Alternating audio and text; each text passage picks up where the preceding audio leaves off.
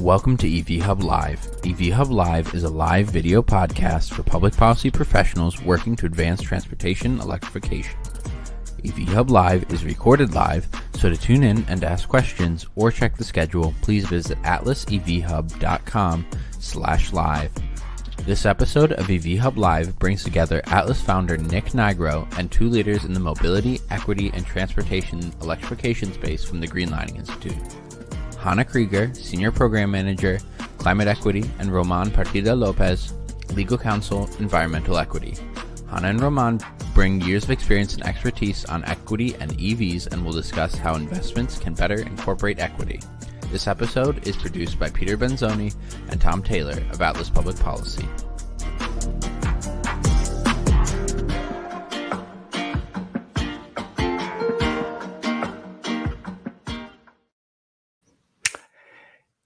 Afternoon, everybody. Thanks so much, Peter. As always, this is our last episode of 2021 for EV Hub Live. I'm really excited to talk with Hana and Román about equity. So let's just get right into it, Hana. First question is for you. So just to make sure we're all on the same page about what we're talking about when we mean equity, I'd love it if you could talk a little bit more about the language of the Greenlining Institute uses around mobility equity. What do we mean by that? And how does mobility equity connect to EVs and transportation electrification more broadly? Yeah, absolutely. Really happy to be here. And just to back up a bit, Greenlining is a research public policy nonprofit, and we've been advocating for racial equity and economic justice issues for about 3 decades.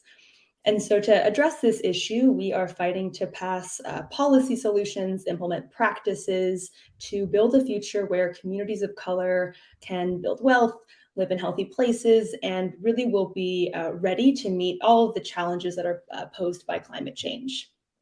So with our legacy transportation work, we were primarily focused on expanding access to electric vehicles in low-income communities of color. We were very successful at this, and Román will talk a bit more about what this looks like. But about 5 years ago, we took an intentional step to broaden our approach. We were very clear that the goal should not just be getting everyone into personal electric vehicles. The goal has to be creating just a more sustainable transportation system that includes a wide array of mobility needs and that prioritizes essentially moving people and not just moving more cars. And so that's actually why we developed our mobility equity framework, which is an equitable, community-centered transportation planning and decision-making tool that empowers communities to decide for themselves which mobility options best meet their needs. And this tool can really help identify how electric vehicles should be prioritized compared to, but also in complement to other mobility options. And more importantly, like in what format? Should that be electric car sharing, electric buses, or single occupancy electric vehicles? And so at this point, the framework has now been adapted and implemented in San Francisco, Oakland, Portland, the Seattle region, San Diego, North Carolina, and to several state of California grant programs. But again, just kind of to summarize all of that, the goal of this framework was to help identify where electric vehicles make sense in the context of mobility options more broadly, but in a way that is driven and really led by community needs and priorities. Yeah, the framework is so useful. I will just flag for all the EV Hub users out there, when we were going to try to add equity tracking to all the utility proceedings that we track so closely for EV Hub, we used the framework from the Greenlining Institute to really help us understand what facets of utility programs were going to be related to equity, how we should measure them, and all of that sort of things. And it's been really a great resource for us. So I just want to say thanks. Thanks for putting it together, and totally hear you on making sure that it's not just about personal cars, because I know that our industry tends to get way too wrapped up in just worrying about cars. So you mentioned some of the places where the framework's being adopted. California, my former residence. So most of your work is in California, and we know the Golden State is pretty far ahead of the rest of the country in terms of EV sales and charging deployment, all of those sorts of measures. Media coverage in the early days there was a lot of talk about, well, where's these benefits going, right? Where are these cars going? Silicon Valley, other wealthy parts of the state. So Hana, can you talk about your research into some of the lessons we can draw from this California EV experiment? And, how do you think the state is doing when it comes to achieving its equity goals? Yeah, so I can kind of give some high-level context, then Ramon can later on dig into a bit more details. But over the years, Greenlining has been very involved in the development and implementation of many of California's clean mobility policies and programs. Mm-hmm.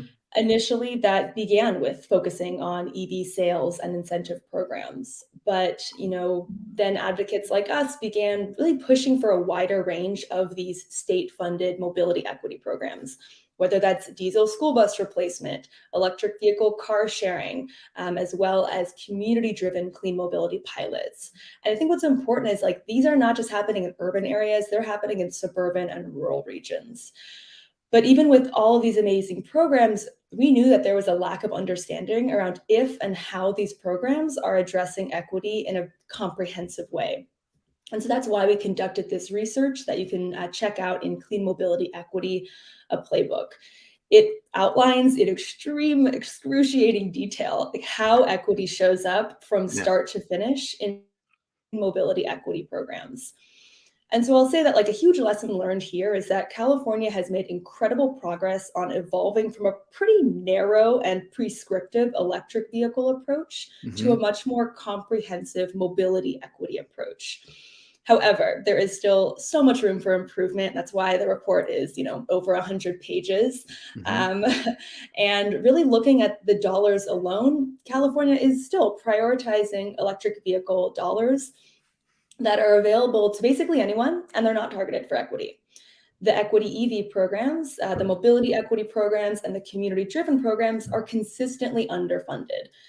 And so that led us to the report's 3 overarching recommendations, which are first, fund and scale programs that comprehensively address mobility equity and are led by communities. And then second, target funding to the people with the most barriers to maximize available resources. And then lastly, and I know some of y'all hate me for this, but phase out programs that continue to entrench our dependency on single occupancy vehicles.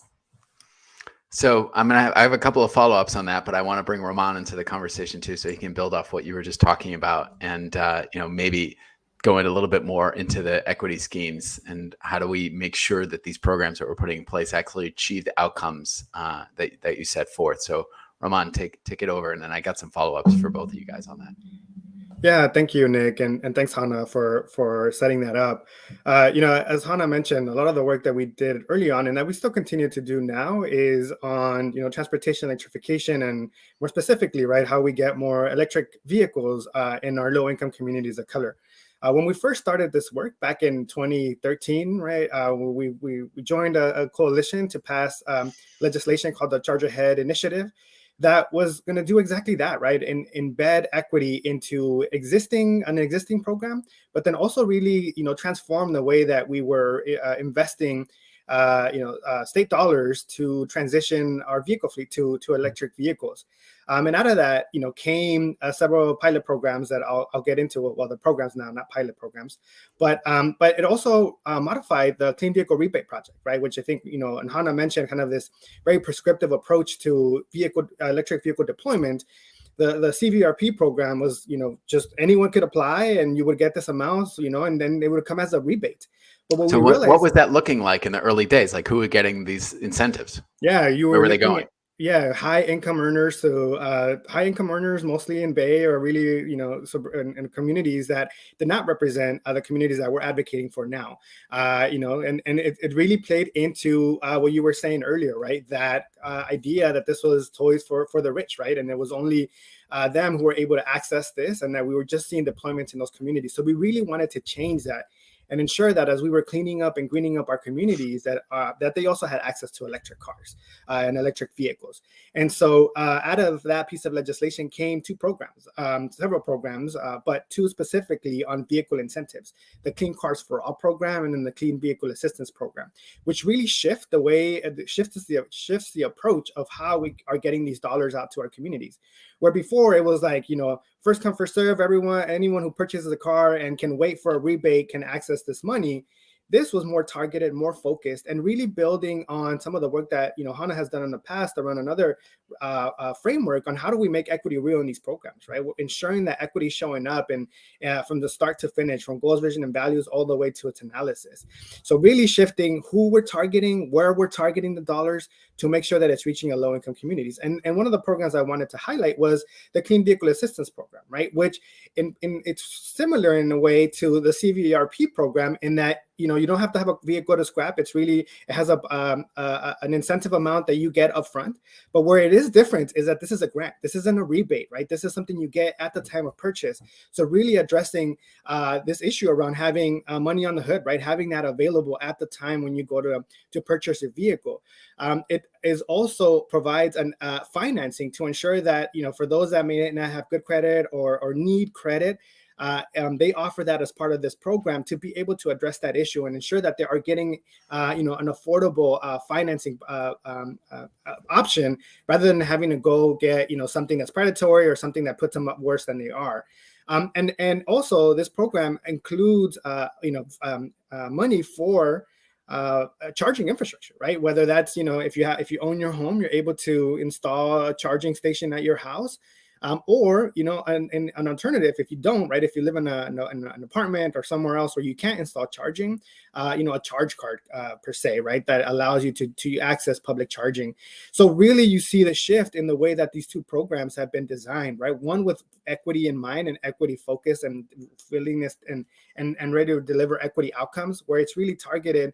And now after this new funding plan, now it's moving into a need base. So moving even away from a first come, first serve basis, because a lot of the issue with these projects too is that they are first come, first serve. So those who are in the know, who are ready, are able to access the program. And then what we see is they're out of funds. And so now we're shifting to a need base that is now really more hyper focused, working in the hardest to reach communities, working with community-based organizations to identify members in their community who would see the most benefit from this, and really pivot this in a way that, again, really centers and embeds equity in a meaningful way. So how is that going so far in terms of getting these programs out there? And where do you guys look at when you look at the market now? It's hard to know exactly how well the EVs are doing everywhere, but there's good data out in California about the adoption of the cars and deployment of the technology. So are these things working? These programs working better than you think, and you're getting closer to the equitable outcomes the state is trying to achieve? I think these programs are working, and in part is because they're very intentional, right, in reaching our hardest to reach communities. These two programs, these two vehicle incentive programs that are equity centered and have equity outcomes are oversubscribed. They every time they receive new funding, that program runs out of funding relatively quickly, and it's because there is a high demand for participation in the programs. So that means, even though the program is now narrowed to a smaller population effectively, it's still oversubscribed. That's right. So one could argue that, the state is just not, the state could be putting a considerable more amount of money into this technology to at least reach the demand of even this target audience. Yeah. And I'll just note, and I'll let Hana also chime in on this, but I'll note that, the program participation has demonstrated that the need is there and the appetite is there from folks to adopt this technology and participate in these programs. But what we've seen from legislature is that they continue to underfund the programs. This past legislative cycle, with the funding plan the monies that we received, they prioritized CVRP, right, and getting the money out, getting more money to that program than to the equity projects that we've been talking about. And I have a slide later on that outlines that a little bit more. But we need a stronger commitment from our legislature and from our governor on these equity projects, so that they're funded in a way that allows these communities to benefit and, to be honest, to expand. Right now they're hyper focused in particular communities throughout the state, but we also want to see them in other communities. And in order to do that, we need more funding. And again, going back to something that Hana said, this is not just about getting more people into EVs, but it's also about providing those mobility options, right? This is these two programs sit under an array of equity projects. that include mobility, that include other projects that are bottom up, that allows communities to identify from a bottom up approach, what are the needs that they need in their community to see benefits from electrification, right?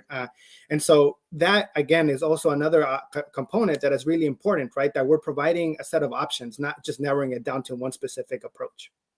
Yeah, Hana, could you build off that a little bit and talk a little bit more about how some of these programs are going to maybe achieve equitable outcomes, not just from owning cars too? I want to hear more. Yeah, absolutely. So in our equity evaluation, we covered a whole wide range of electric car sharing programs that are centered at affordable housing sites or in rural areas, that also are flexible in their approach as well. Interestingly, one of them took a kind of prescriptive approach and was like, look, we're going to put 24 electric cars in this unit. That'll be great. Residents were like, well, we don't all drive. This isn't going to work for us. And they adjusted it on the fly. They were able to provide an alternative for public transit passes or bike sharing or scooter sharing. They went back and did a mobility needs assessment and then decided to match the investment based on the need. So that's just like a fantastic learning lesson of like, even when you're trying to provide a wider array of mobility options, like let's actually even open that up further and make sure that, we're not prescribing that and that we're like Román said, using a bottom-up approach. Yeah, I want to get into charging in a minute, but like what you just brought up there reminds me of how challenging public policy is and why it's a profession. And it's not just, all you got to do is just give people opportunities to get money and that, you let microeconomics take care of the rest. It's like, it's complicated. Equity policy or trying to achieve equitable outcomes can be more expensive to implement some of these programs, because when, historically, especially with infrastructure projects, the loudest voices had a lot of influence over that, and a lot of people were shunned or displaced and other things. So now things take longer. They're more expensive because there's more of an intentional process to ensure more voices are heard. Could you speak a little bit to this audience? I think it's really important. There's a lot of anticipation and lack of patience and understanding around the importance of public policy and be able to achieve that equitable outcomes. And sometimes these things cost more money as a result, if that's what you're really trying to achieve. There's a lot of impatience, I think, in the climate community around this. So could you speak, either one of you guys, to that? Sure, I can kick off, and then Hana, feel free to chime in.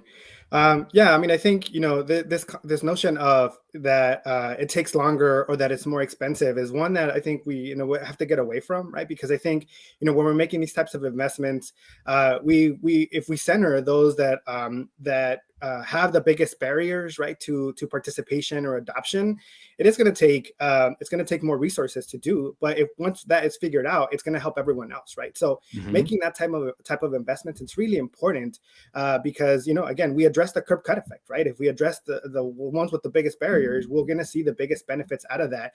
And because these programs will then be probably targeted at our most, our lowest income communities, at the ones with probably the highest air pollution, the one with more transportation needs, it's going to have a ripple effect of what the impact will be. So, we have to make those investments, because if we don't make them now, they're going to have to be made eventually. And it's rather to do that up front and really address it from the beginning, rather than having to wait, multiple years later to then try to fit that into an existing structure that will no longer allow for equity to be at the center of it. Yeah, you only have to look at the existing infrastructure in any city and look at how they're trying to squeeze in other modes of transportation into the street framework, and also letting pedestrians have more access to the street framework when it was just built for cars, to hear exactly what you're saying. Hana, you want to chime in? Yeah, just definitely double click on everything Román mentioned. And yeah, it's just the reality that doing equity right sometimes does take more time. And I don't think we should shy away from that, right? It takes time to build trust with communities, to do community mobility needs assessment. But if we're going to throw all this money and time at a problem, and then we find out later no one's going to use it, it doesn't meet needs, then we have wasted all of those resources. So let's take the time now to do it right. All right, let's get into something that's similar. It might take some time and to do it right, and that's charging. Washington Post put out a piece pretty recently on what they were calling charging deserts, kind of like food deserts. And they're leaving Black, Hispanic communities behind, likely other communities too around the country, I'm sure, are being left behind from where we are right now in EV adoption. And so they, some of the folks they talked about this tension between investments in different types of transportation. You know, how do you choose?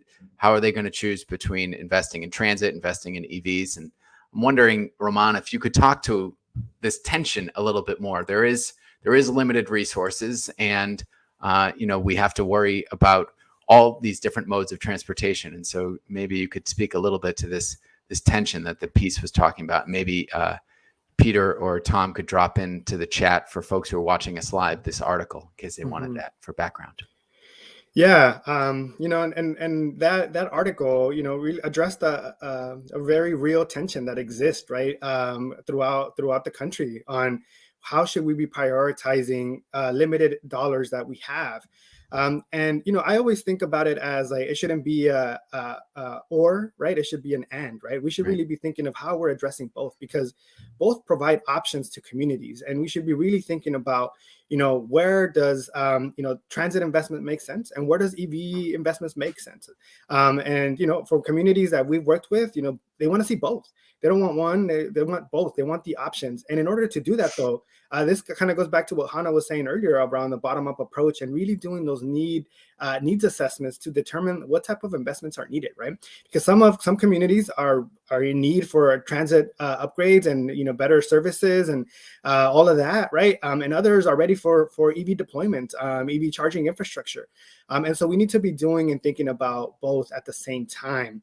And in order to do that, right, we need to, you know, connect with communities, not try to do a top-down approach, but connect with them, understand the needs, and then really start targeting investments that way. And a lot of the transit asks are coming from our, you know, environmental justice partners, right? And if we really care about equity, right, then we'll uplift that and support that and move that forward. And also continue to advocate to see, you know, charging in our communities, because that charging may not just be, you know, light duty, right? That charging might be for medium to heavy duty. It might be for that transit, the transition that we're making from, you know, diesel to natural gas buses to the zero emission ones. So we need that charging to be deployed in the community to be able to offer those options. And so, you know, I think that's a piece that we need to get to. And we also need to think creatively, you know, here in California, some of the funding that we have, right, has been utilized to try to address some of that. You know, there's a clean mobility in schools project, right, that allows communities to determine how to use funds, right, you know, to both transition, you know, school buses to zero emissions, but then also provide other opportunities, whether that be a car sharing service for teachers or for the community, to be able to offer transit passes, to transition over emission landscape equipment, and then do education and outreach, right, to help inform the community of what's happening and how to participate and how to continue to improve the transportation options that are needed. But again, all of that requires community engagement and really building off of what the community needs are.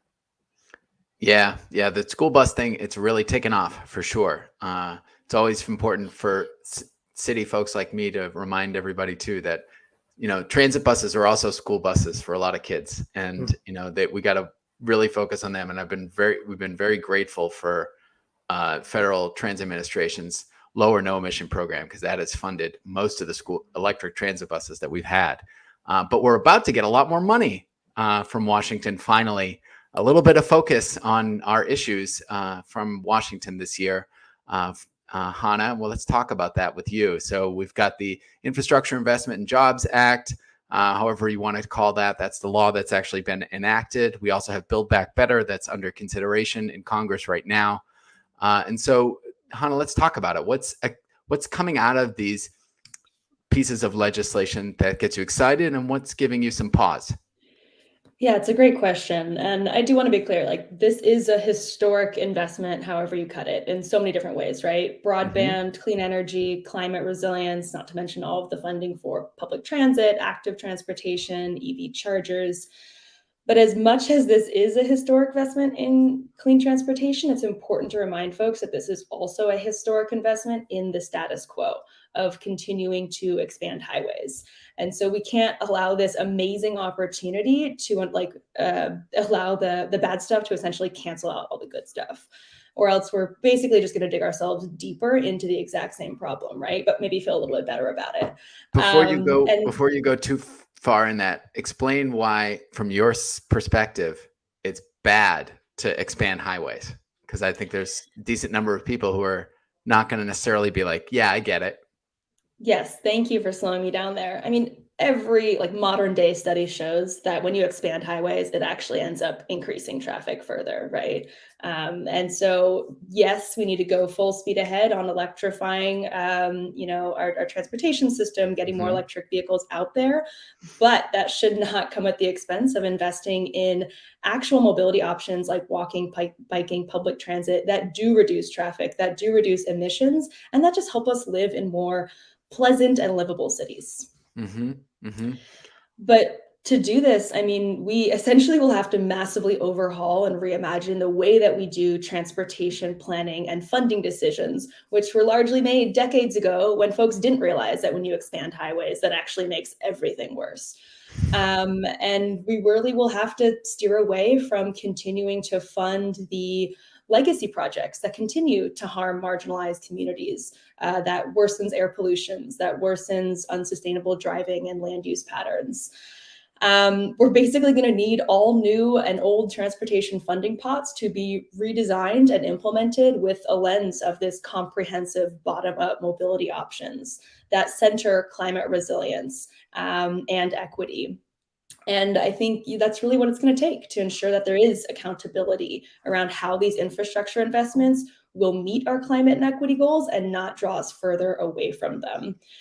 But just to dig a bit more into the racial equity goals, I think this infrastructure funding is all the more exciting and transformative because it's happening in the context of the Biden administration's Justice 40 initiative, which aims to deliver 40% of all federal investments to disadvantaged communities, code word for low-income communities of color. I'm also just excited and energized to hear about how federal agencies are talking about Justice 40 and how they are planning to develop funding opportunities that are driven by community needs and priorities. And so that's huge. That's revolutionary, right? But while these are fantastic goals, we have to be extremely attentive in the implementation, right? The federal government has never done anything like this before. They're going to need a lot of help and assistance, right? And what's exciting is that there's so many best practices and lessons learned from California, where we have been experimenting with these kinds of community-driven, equitable climate and transportation investments for years. And Román and I and the rest of Greenlining are just very excited to take part in those conversations. Yeah. So we were talking about the challenges of trying to do top-down design. Ultimately, if you have something from Washington, it is at the top in some respects they are the federal government, but they're going to be relying on the states and localities to implement these policies and really put the funding to work. And so, Román, you all do a lot of work at state level, and so let's talk about that. What agencies are parts of government, are allies in this, and are going to be helping achieve some of the goals that Hana laid out? Yeah, for the most part, our work here in California has been focused on three agencies: the California Air Resources Board, California Energy Commission, and the Public Utilities Commission. And all of those receive funding to help advance a lot of the equity programs that we mentioned. But I think all of them have been making progress in how they work and address equity in program design, in policy, in passing policies that impact how that funding will be utilized. And so, really want to just highlight and uplift some of the work that's been happening, right? With the Air Resources Board, we've worked with them over multiple years now, and they've made a lot of progress, right? From helping implement these programs, helping shift the way that they approach from a top down and saying, we're going to do just an incentive program that is, that first come, first serve, to now having these programs that are bottom up, allowing communities to define what those transportation needs and priorities are and funding them, and having that available for when new funding becomes when they receive new funding, and then allocating a lot of their funds to these projects, right? With the Air Resources Board, we've seen around 60% of their funding going to programs that will benefit low income communities of color. The Energy Commission is now doing the same and really trying to be targeted. But one of the overlying themes here So they're is just that a 60. They're going above and beyond. We want to see more, though. We want to see more. But where, Yeah. I think in the past it was less than 50%. Yeah. Now they're really they're really trying to do and invest as many dollars as possible into these communities. But what I was going to say is that they've been really clear, and here is just a quick snapshot of a lot of the funding that's being received this year, and it's not just to show the monies, but how they're targeting it, right? Not just on vehicle incentive programs like on the light duty side, but also addressing trucks and buses, infrastructure, manufacturing, a whole array of projects to provide those options in our communities and see those benefits, because our communities have been advocating for a lot of these investments, right? We see those air quality benefits by helping transition our medium and heavy duty fleet. But they've taken a they've taken this approach of defining where they want to see these benefits, developing principles to guide them, right, in developing these policies and these programs that target them at our most impacted communities. They go out to the community and talk with community groups to better understand what are some of the work. So these are agencies that are putting in the work. There's still more work to be done, right, to better ensure that we're reaching the hardest to reach communities and that we're really investing these dollars in the communities that need them the most. But they are definitely making significant progress in working with us, working with our community partners, and ensuring that they're delivering equity outcomes. Yeah, one of the optimist in me is excited. You're talking a lot about California. That makes sense. But I'm excited about maybe some of this infrastructure money showing that other states can stand these kind of similar programs up and start to pick up where California maybe is leaving off in some ways. So that's the optimist in me, and I'm hoping that they're going to be able to learn from you guys.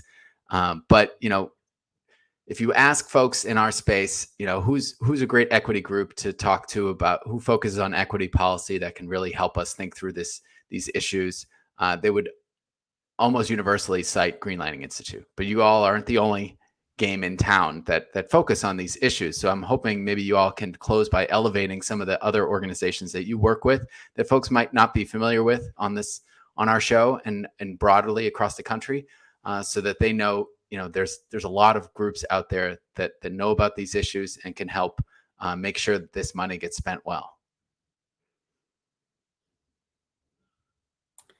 Yeah, I'll start, and Hana, you can feel free to close us out. But yeah, there's definitely a lot more groups in the space, which is great. We want to see other advocates, not just in California, but outside of California and other states to really help advance the equity conversation, right? And so we got to uplift our partners at Fourth. We partner with them on a lot of work, both on projects directly working together, but then when there's work in other states, and especially uplifting the equity piece of this work, they're right there with us, really ensuring that we're having a discussion around that. EV Hybrid Noir is another strong partners of ours that's doing a lot of great work in the space. And I can't forget about Grid Alternatives. Even though Grid Alternatives is a partner that's been focused on providing low income solar, they're now in this space really talking about community engagement and really trying to bridge the two technologies, right? How do we get folks solar, and how do we get them access to EVs as well, and doing so through a community lens. Yeah, marrying solar and EVs was always sort of a thing for me. I was hoping people would crack that nut, because I just think it's such a natural fit. Hana, who would you want to uplift?